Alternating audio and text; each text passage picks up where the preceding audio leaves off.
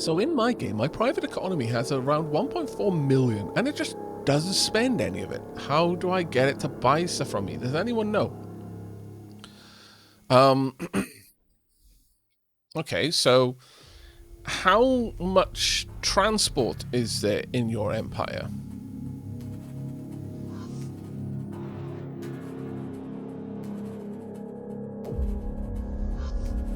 Kimpachi, Wolfsbane. So, how is this game? I was watching another streamer, and he was saying it's like impossible to learn and know what's going on.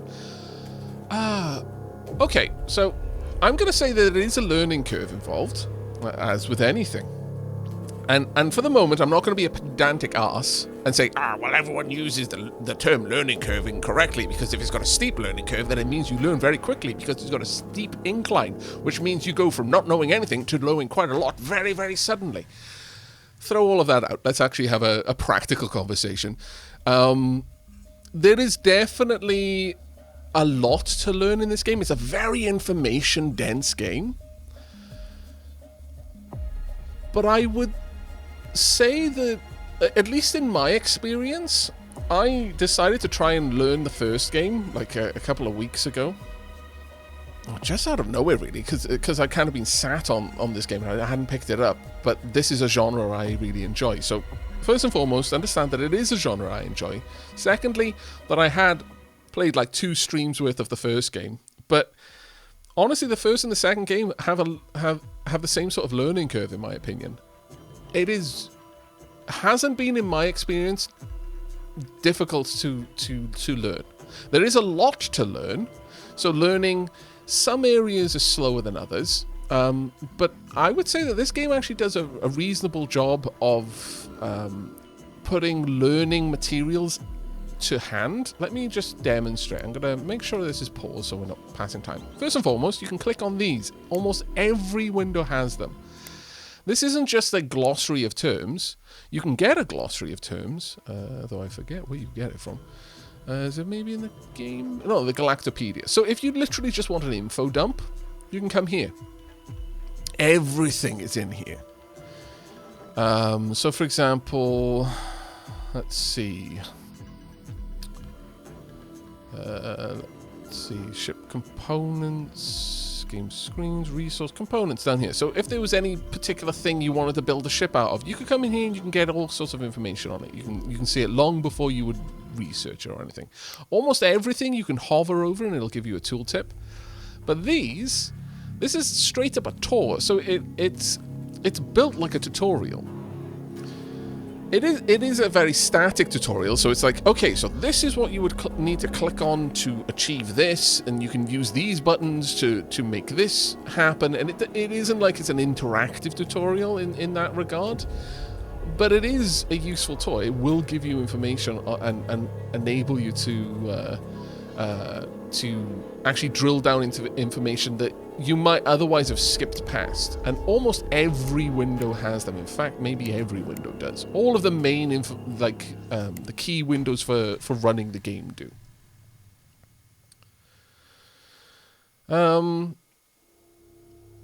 Lyndon Love asks, how do I see how much transport you have? Okay, so this is just a case of looking around. So, for example, this is everything right here is fairly close together, but despite that, I've got a lot of freighters have been built. So these mining bases are mining resources from the asteroids. I'm using it on Aavak and at my spaceport to build ships, but it has to move between these locations. So in many cases, the private economy will buy a freighter off me. Well, they won't buy it off me, but they'll commission some space at my spaceports to have a freighter built for them, and that is where a lot of my money comes from. I recently fixed my taxes so that I'm actually getting some money coming in. But if we go to economy, here we go. So if we have a look down here, private ship maintenance. So this is how much they're paying out just to keep the ships that they've got. But private ship building, here we are, 4,800. Previously, 16,660.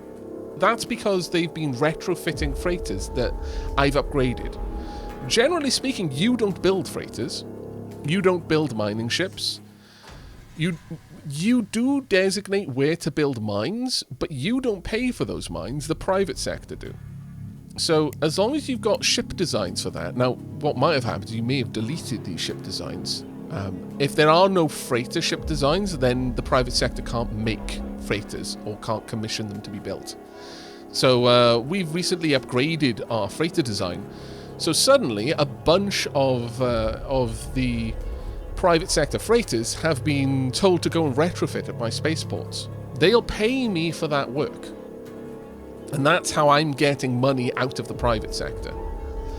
Depending on how many mines you've built, the private sector will build more and more freighters to be able to manage the logistics of that. A lot of the logistics will be dealt with by your private sector, not by you. Oh, I'm sorry that your computer's crashing, Trickstar. That's horrible. I'm sorry, mate. The civilian economy is an abstraction of your economy growth, which is a great feature. It's much more pleasing than Stellaris' trade value. Yeah. Like, the civilian economy will grow, and you can affect it as well. Like, for example, you can change your tax. For the longest time, my planet had 0 tax, which meant that a lot of the civilian economy was able to expand on that planet, along with the planet's development and growth. Now I want some cash, so I've increased tax, but at this point, the civilian economy already has plenty of funds available to it. It's got 146,000, and it's got a net income of 20,315. That will go up or down based on how heavily I'm taxing them. Teams removing weapons from everything was a mistake. I got raided. Plastic hobo salad. Yeah, that very much does happen. So far, this just seems like Stellaris, but way more in depth, and I love the look of it. I mean, there's a really strong comparison to be made between Stellaris and this. They are different games with different kind of focuses. Stellaris simplifies the economy of the galaxy a lot more. And that's, it depends on what part of the simulation you're more interested in. This one has got more focus on the logistics of managing a large empire, but also it can be a lot more hands-off than Stellaris. But definitely giving more things for your civilians to do is the best way to get the civilians to buy ships or to pay for bases. Linden Love. So, for example, if you don't have any mines around, you're probably not going to see civilian freighters being built. The moment you do have mines, and especially if they're further apart, you'll see more and more freighters being built to manage the logistics of moving things around your empire. You may also have a lot of mining ships. If you've got a lot of mining ships, you're probably going to have less freighters, because the mining ships are going to go out, mine stuff, and bring it back themselves. You only really get a lot of freighters moving around if you've got immobile bases here and there. I hope that's helped out a little bit. Do let me know if you've got any more questions, though. I'm not a massive veteran of this game. Like I said, I only learned a bit of the first one just prior to the second one coming out. So I'm still learning very actively myself, but I'm happy to share what I've learned so far. Right, okay, colony approval. Well, they're not as happy with the tax rate anymore. Well, that's just going to have to be the way it is. We've discovered new resource at Devoran 7. Krypton is an inert green gas. It's typically used in weapons, shielding, and reactor components. Trace quantities are found at gas giants and frozen gas worlds. Very well. Let's dismiss that one for now. Let's go ahead and jump back into spaceship design, because what I wanted to do was upgrade both the mining ship and the mining station. So, mining ship first. Is this going to be another one? Oh, I'm going to actually... Oh, there's a large mining engine. I'm very glad for that. Let's pop down a skip drive. I'm not sure. Are we going to have enough power? We are going to... Oh, just shy of max power. Poop.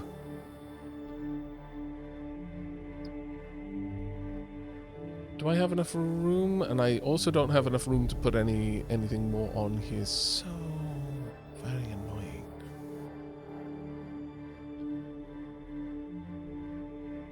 The large mining module is going to make this difficult no matter what I do. I could drop the cargo bay, but I don't really want to. Hyperdrive now is at least running full, but kind of feel like I might want to drop the cargo bay. This is an otherwise completely weak ship.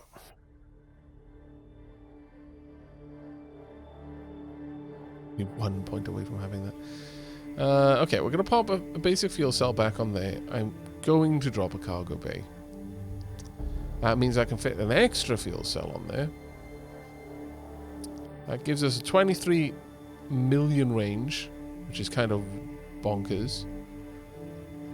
And I should be able to put a sensor on this now as well. It's unarmed, but it'll just have to do. Right, the VO1000 miner. Probably in relation to its mining rate, 30 a second, or mining range from asteroid 2500, car capacity 800. Since the primary function of this is a mining ship, I'm going to put on this is the rate it mines, and we're going to need a new name.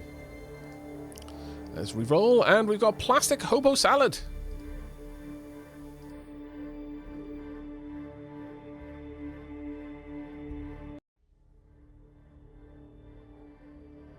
There you go. Perfect. We'll improve this over time. It's going to kind of suck that it's going to stop and start all the time to go back for fuel, which is annoying, but it is what it is. And we can't put any docking bays on this one, so it's not like we can have freighters come over to this like you could in the first game, where you could just basically put docking systems on the mining ship. So the mining ship could just go somewhere and start mining, and freighters could come along and pick up the cargo and take it away. Ah, damn it, we've gone back over the weight limit there. Oh, that's annoying. Guess I can get rid of that again now.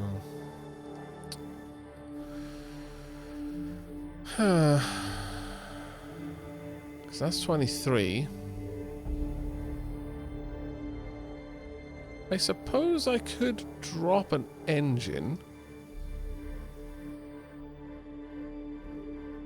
We just have a single engine. Might not even need that. No, we do still need that for a single engine. I could put an additional small miner on it, but I think we'll go with this. That still gives me 22 million range.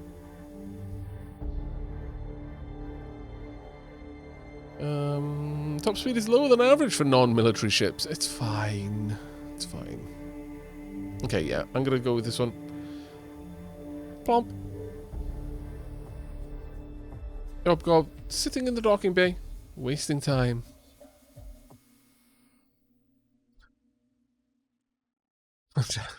I've now got that song playing in my head. Why would you do this to me?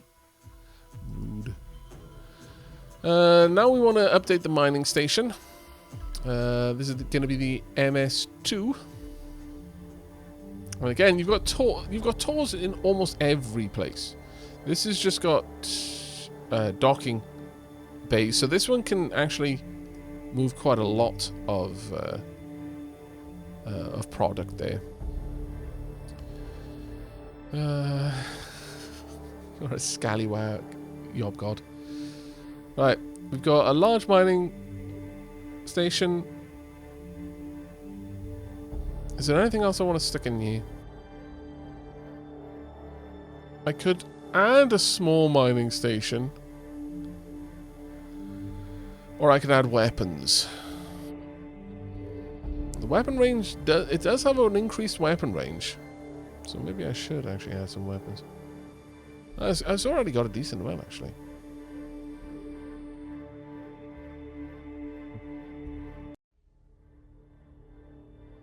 I'm going to drop one of the fuel cells. And we'll just rely on them bringing more fuel. And then I'm going to pop in the small... I could put in a basic research lab. Huh. I'm going to say no to that. This is a... I mean, it's always funny to have, like, dozens of research bases all over your empire. But, no, this is a mining base, so that's what we should be focusing on. Now, what is its mining capacity? It's got a huge cargo capacity, to be fair. It's got a mining rate of 40. MS-40 TAC 2. And then this shall be called the Raging Aavak.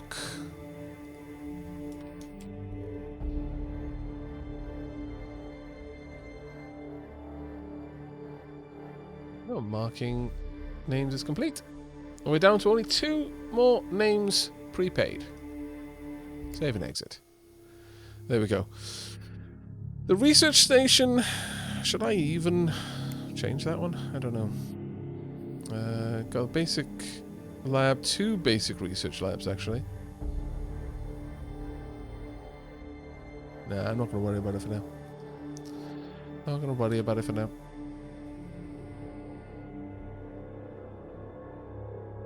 That's good.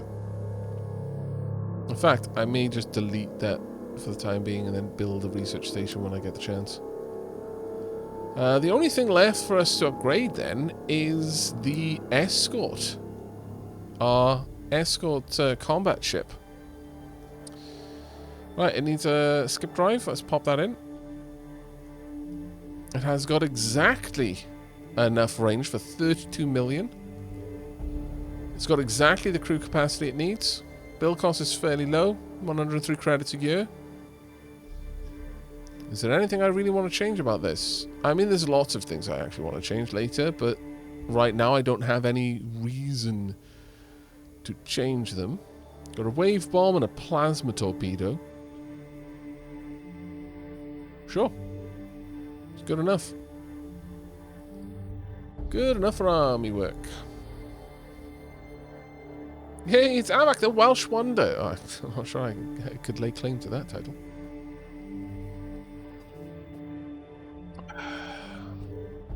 Make it less orange. Can you actually paint it?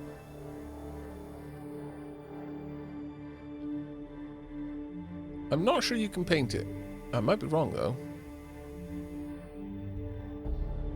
But since this is the first combat ship that we're going to have, roll within fleet attack.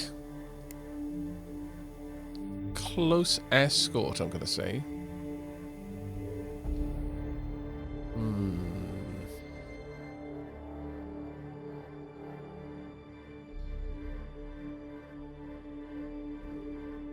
No, this wouldn't be close escort. This would be straight out just get in there and scrap.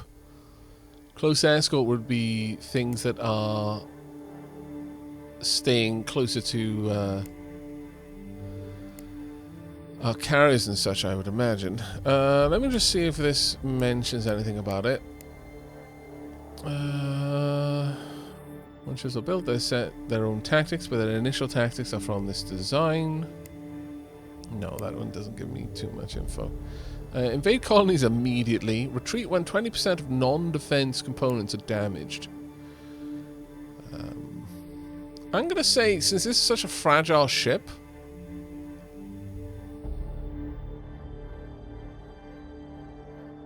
No, 20% seems fine.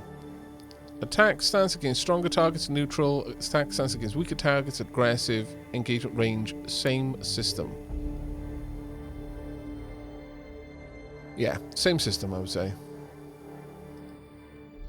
That seems fair.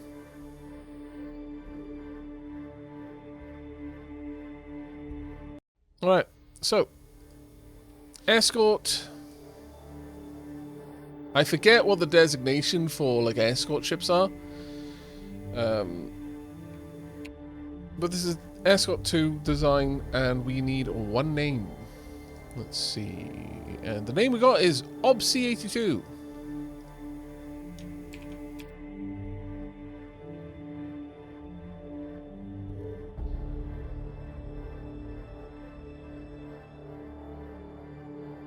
We can just leave it as Escort. That's fine. Save and exit. There we go.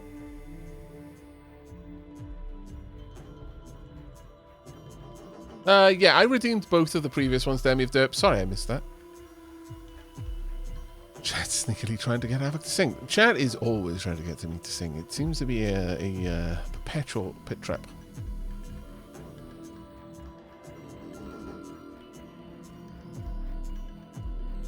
Oh, you redeemed one of them. In that case, then I just won't redeem this one. You know what, Demi of Derp? I'm going to trust you. I'm going to leave this to you. Demi of Derp is now in command of redeeming, or rather of clearing the redemptions. So that one we'll just leave there for free, so it won't be a double.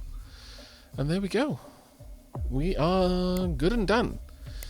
Now, I wouldn't mind grabbing a couple of escorts, frankly. Let's pop down 6 escorts. Purchase. Now, because of the automation settings I've created, we've got a couple of ships coming in for a retrofit, but the Aavak spaceport is going to give priority to state ships, especially military ships. So Smashing Hero is going to be first, then Shattering Doom, then Evil Nexus, then Desperate Provocation, Discarded Dagger, and Immortal Revolution. Who is coming up with these names? Evil Nexus? Shattering Doom? Oh my lord. Desperate Provocation? Discarded Dagger? It feels like... Honestly, this is an emotional journey. From Smashing Hero all the way down to Discarded Dagger. It feels like... they've gone through the emotional roller coaster of the coming up to the peak, climbing high, soaring above the mass, and then the sudden descent, realizing that your heroes are actually just someone else's villains, and the grim reality of the universe, and then just a shattering through to Discarded Dagger. Everything is trash. The universe is trash. No one cares. Wow. Such a story. Message. Unknown items detected at Aavak. Our exploration has detected unknown items at Aavak. We should explore at higher levels to reveal these. Show me. Okay. Many things just happened. Now we've got 20 undiscovered items. What? We have constructed our first military ship, the Smashing Hero. We are now able to defend ourselves against threats. Build more military ships to protect our empire throughout our star system. Okay, there we go. It has been built. Whoosh. New escort complete. Thank you. And new escort complete. Thank you. Off they go. They are now automated, so they're going to start doing what escort ships do, and that is they're going to start escorting people. Which I think is pretty cool. The different ships classes have different behaviors when they're automated. But the important ones, like escorts, for example, will actively follow civilian ships around to just provide a little bit of firepower. Destroyers and other ships, as you get bigger, frigates and things like that, will be on a more of a kind of defensive patrol behavior. Others might be a little bit more pokey along, and they will congregate along borders between other factions, so on and so forth. It's really, really fascinating. Right, 60% to 35%. Let's go and get ahead and get something set up over here at the gas giant Dvoran 7.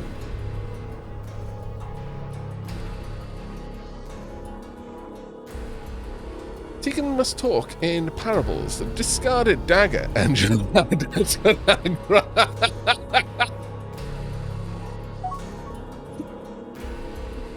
There was part of me that kind of knew where this was going the moment I'd read the word parables. But it still caught me off guard somehow. That was so fantastic. Well played. Well played. That was good.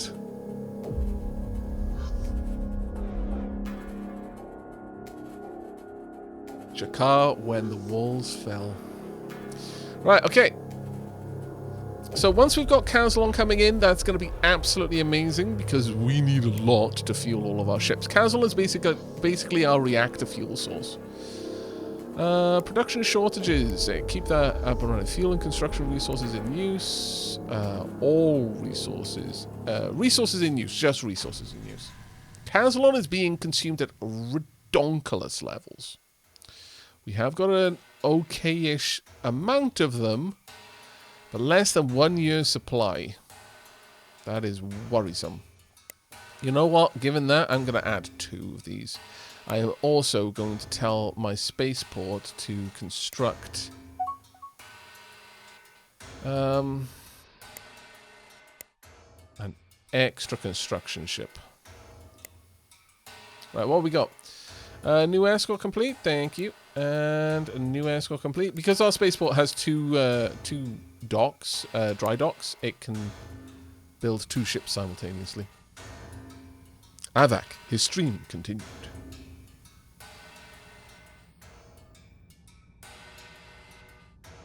Aavak, his eyes open. Oh no. Chat is gone full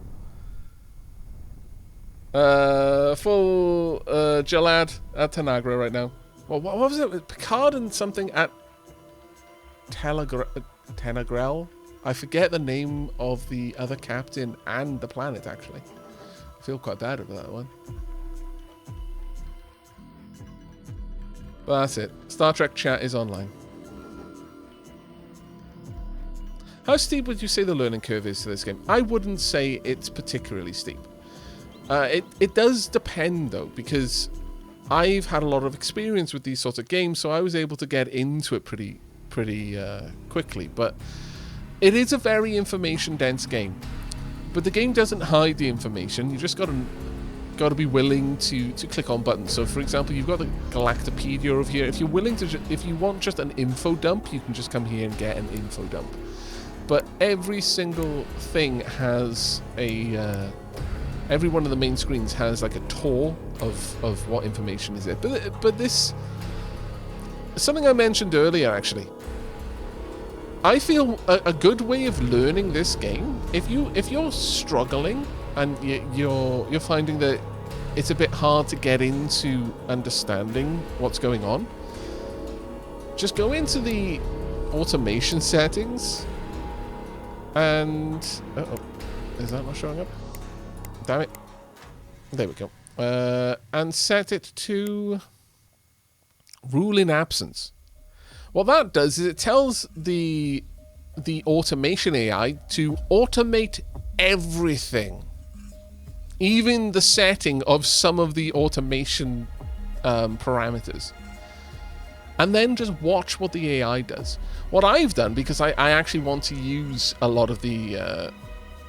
I kind of want to learn by doing. I've set the automation parameters to largely suggest. So the AI will still tell me what it would be doing in my situation or what it recommends I should do. But it's up to me to decide to do that or not.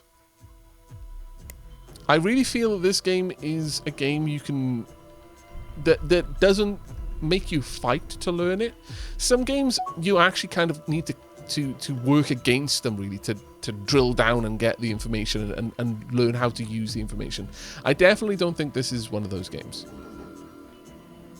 But obviously everyone's mileage will vary, and as a, not necessarily a veteran of 4X games, but it's a genre I enjoy a lot, and because I enjoy it, I'm willing to put the time in to learn. So as a consequence of that, I've experienced a lot of these sorts of games. So, you know, I can't understate the effect that having played a lot of 4Xs will have had on how easily I picked this up.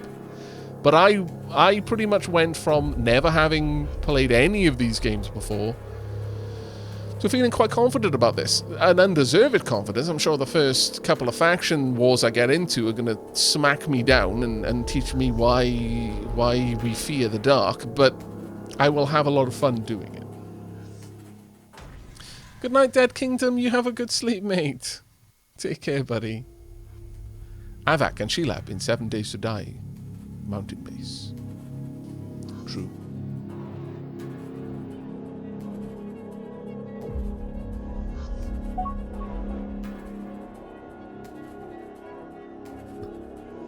Demon works, really. Ara and Uwu. The chat divided. Gosh darn it.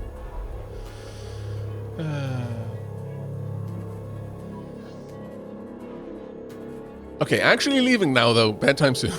Take care, 5 by trial. Actually, that's a good call. I should drop a save, shouldn't I?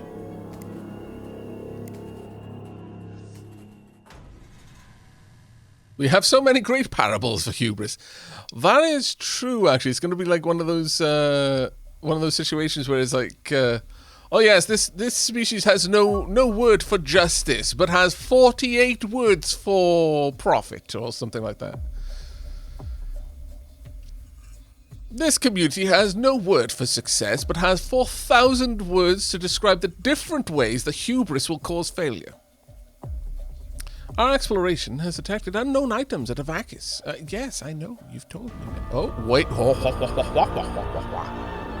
Subsurface caverns.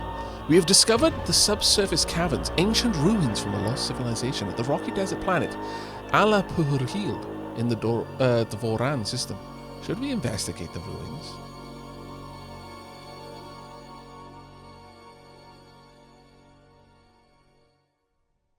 Take care, Flabbergaster. You're a good one, mate. But yeah, I will happily show you the universe in just a moment. Investigate the subsurface caverns. Leave the ruins alone. Take me to the location. Okay. I see no reason not to poke around. In the subsurface caverns, we have made curious discovery. Hidden caverns beneath this world's surface, we've found massive caverns housing cryogenic storage. The small size led us to initially suspect that they contained aliens, but no. They are Tikan juveniles. Can the ancient Tikans have intended to colonize this world? It seems unlikely, since Tikans would have difficulty surviving here. Were the adults coming separately, or were there simply not enough cryogenic chambers for everyone to avert whatever disaster they fled? It may be that the adults sacrificed themselves in a heroic effort to save their offspring. Even if we are able to awaken the sleepers, I doubt we'll learn much from them. They're far too young to have understood whatever was happening. The databanks are limited and badly damaged. As near as we can discern, they reference something called the Great Tikan Refuge, which may have been the original destination of these sleepers. Refuge from what? We must ask. And why did these juveniles not make it to their destination? These ruins provide the following colony bonuses: plus 6% colony development, plus 6% weapon research, and plus 6% scenery. We can acquire research bonuses by building a research station here. We can also acquire scenery bonuses by building a resort base here. To obtain the other bonuses, we should colonize this planet. I see. Curiouser. And curiouser. And curiouser. Well, we may as well build a research base over here to start with. How fascinating, though.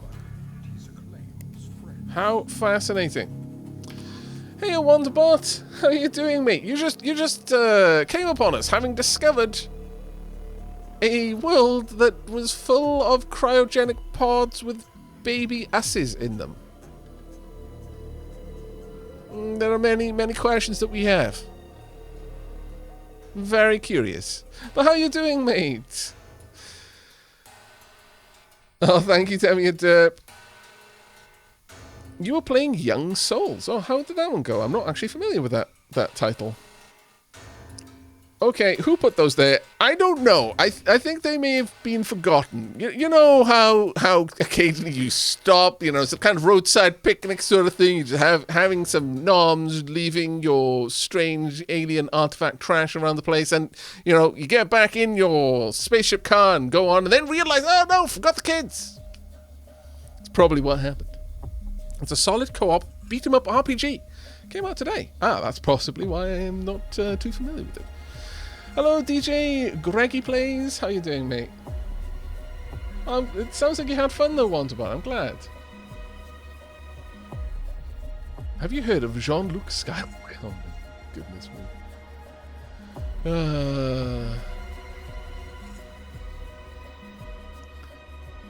Right.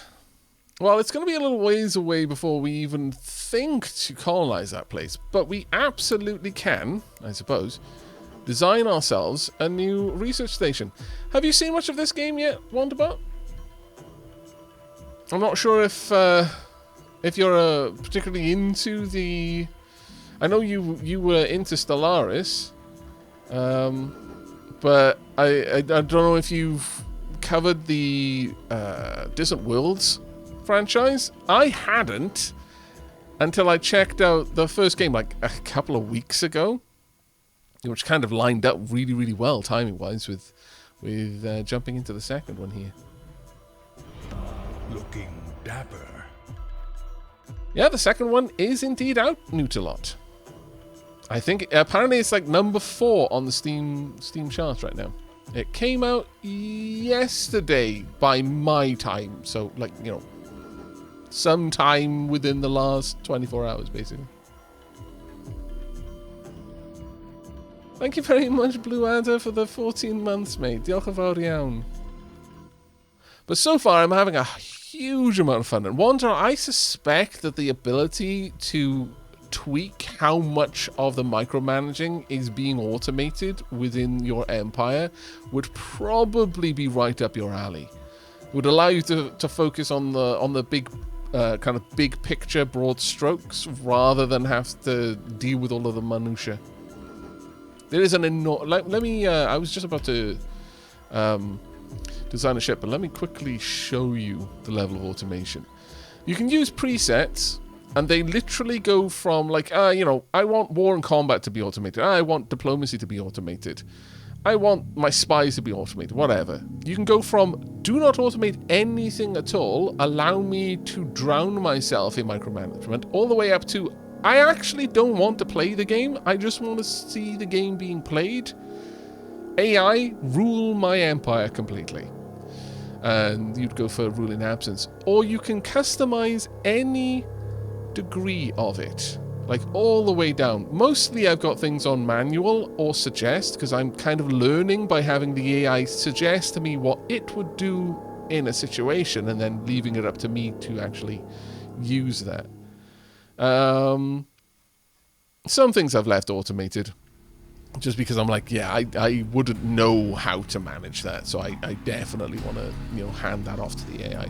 But there's a lot of stuff here.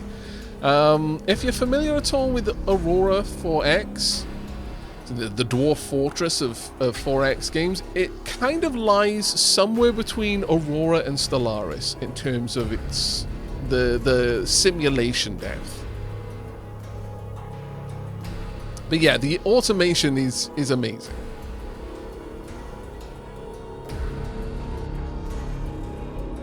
And yeah, you can change these on the fly. So, you know, you can take things off the AI or hand them over to the AI on the go, really. It's a really, really cool system. Damaged equipment. Another discovery. Damaged equipment that was clearly meant to terraform this world. The juveniles were likely in stasis until the world could be rendered habitable. More than that, we found an additional chamber of cryo units containing not Tikans but Bakdur. And these of a breed previously unknown to us. Bakdur are the, I believe, the sand slugs that our people like to hunt. Energy sources on this world are very limited, and we can't interface our power source with these systems before they run out of power. We can reactivate the terraforming mechanisms or awaken the sleepers, but we cannot do both. It will be a difficult choice.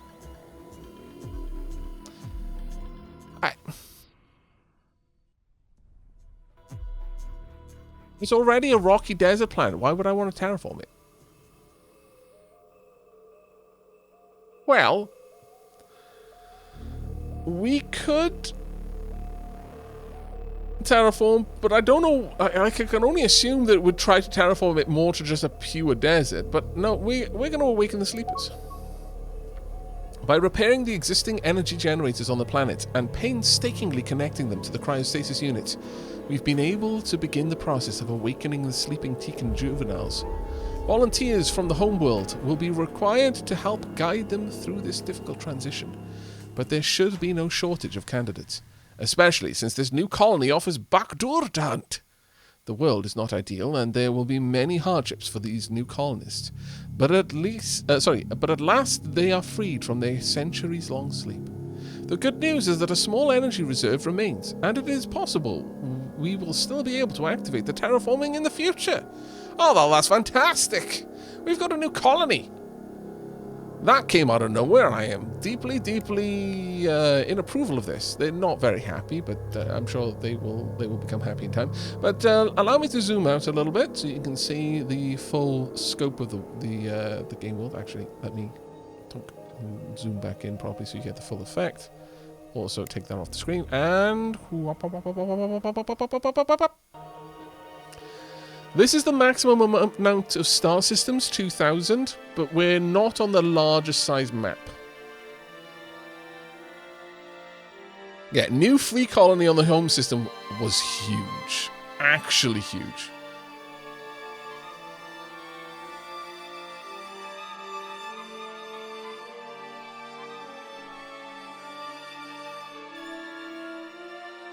New breed of desert slugs. Indeed. New bloodlines. Maybe new colourful plumery. Because the desert slugs have feathers, I've decided.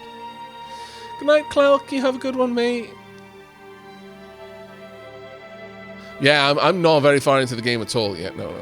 We've researched one thing so far. But that was actually quite a big one. Well, now that this is our colony, we can rename it, and we shall name it. So we've got Aavakis. This shall be Aavakine. There we go. A new desert world. Oh, good night, Ockham. You have a good sleep, mate.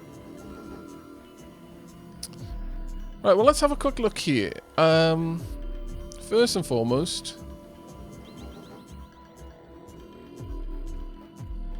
Oh, that's another good point. I haven't actually covered our species, have I? Can I actually bring that up? Where would I go for it? There's government. I just click.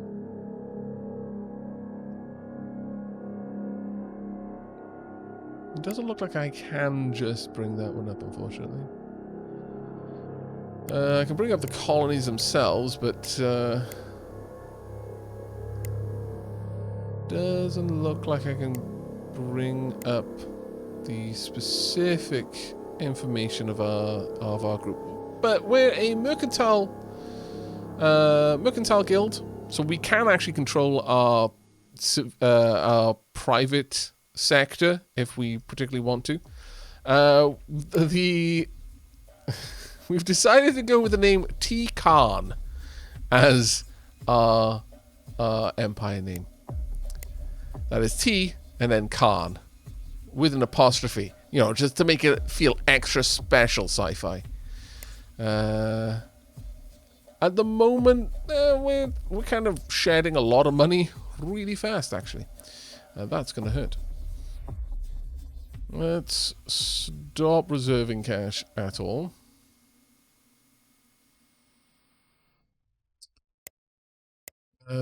Need to... Well, the nice thing about having a second planet, there's going to be a lot of movement of materials across from Aavakis, so I imagine the private sector are about to buy a stupid amount of freighters for us.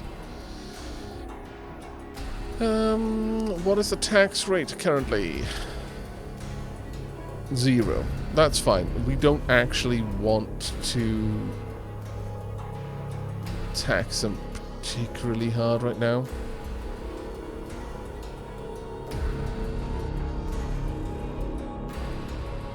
I suppose I could add a little bit. No, there's really no point. Got facilities here. We could build a base over here, I guess, since we do now have this. If we were to build a isn't prepared port, that would, I mean, it's going to cost another chunk of maintenance, but it would give us another spaceport as well to deal with. Let's have a look. Is that actually set up? Can I get you to build that at all? Construction yards, Aavak. Disabled. Missing resources. Oh, I'm gonna have to wait for the resources to be brought over here, of course. Is that automated down here? I think it should be. Show colony details screen. Automate tax rates. Automate inventory. Resource stockpiles. Yes, that's all automated.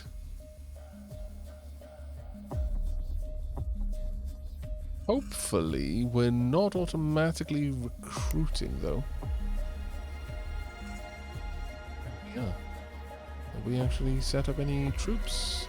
Oh, we've got 1 troop per garrison, actually, yeah. Maintenance is reasonably high. Okay, well, we're just going to have to wait on that one, then. We will start seeing freighters moving across pretty soon, I should imagine.